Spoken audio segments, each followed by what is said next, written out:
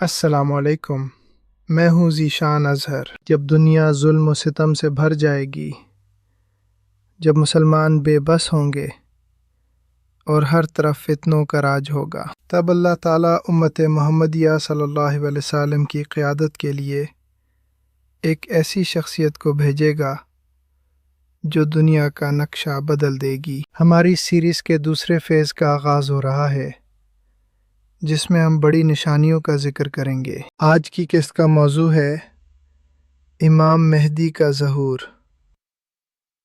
وہ کون ہوں گے؟ ان کا نام کیا ہوگا؟ وہ کہاں سے ظاہر ہوں گے اور دنیا انہیں کیسے پہچانے گی؟ کیا وہ پیدا ہو چکے ہیں یا ابھی وقت باقی ہے؟ آئیے مستند احادیث کی روشنی میں اس عظیم شخصیت کا خاکہ دیکھتے ہیں۔ رسول اللہ صلی اللہ علیہ وسلم نے امام مہدی کی پہچان بہت واضح الفاظ میں بیان فرمائی ہے۔ آپ صلی اللہ علیہ وسلم نے فرمایا، اگر دنیا کا صرف ایک دن بھی باقی رہ جائے گا تو اللہ اس دن کو اتنا لمبا کر دے گا کہ اس میں میرے خاندان کے ایک شخص کو بھیجے گا۔ ان کا نام میرے نام پر ہوگا، یعنی محمد، اور ان کے والد کا نام میرے والد کے نام پر ہوگا، یعنی عبداللہ۔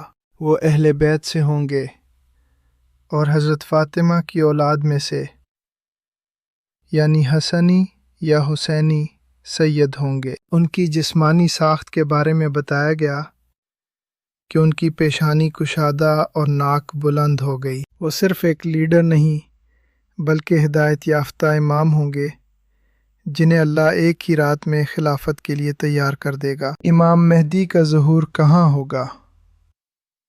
احادیث کے مطابق وہ مدینہ سے مکہ تشریف لائیں گے۔ وہ خود خلافت نہیں چاہیں گے بلکہ لوگ انہیں پہچان کر زبردستی ان کے ہاتھ پر بیعت کریں گے۔ وہ مقام ہوگا رکن اور مقام ابراہیم کے درمیان۔ جب ان کی بیعت کی خبر پھیلے گی تو شام سے ایک لشکر ان پر حملے کے لیے روانہ ہوگا، لیکن اللہ اس لشکر کو مکہ اور مدینہ کے درمیان مقام بیضاء پر زمین میں دھسا دے گا۔ یہ وہ سب سے بڑی نشانی ہوگی جس کے بعد پوری دنیا کے مسلمان جان لیں گے کہ یہی وہ مہدی ہیں جن کا وعدہ کیا گیا تھا۔ امام مہدی کے آنے کے بعد دنیا کیسی ہوگی؟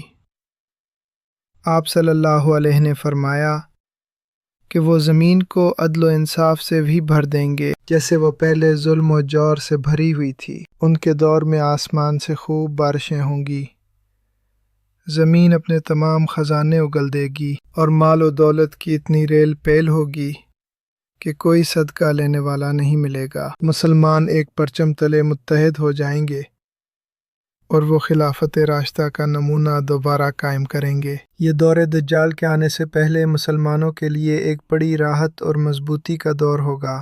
میرے بھائیوں اور بہنوں، امام مہدی کا انتظار صرف ہاتھ پر ہاتھ رکھ کر بیٹھنے کا نام نہیں بلکہ اپنے ایمان کو اس قابل بنانے کا نام ہے کہ جب وہ پکاریں تو ہم ان کے لشکر کا حصہ بن سکیں۔ وہ آخری دور کے مجاہدوں کے سپہ سالار ہوں گے۔ اگلی قسط میں ہم بات کریں گے خراسان کے کالے جھنڈے پر کہ تاریخ اور احادیث میں ان کی کیا حقیقت ہے۔ کیا آپ کو لگتا ہے کہ موجودہ عالمی حالات امام مہدی کے ظہور کا پیش خیمہ ہیں؟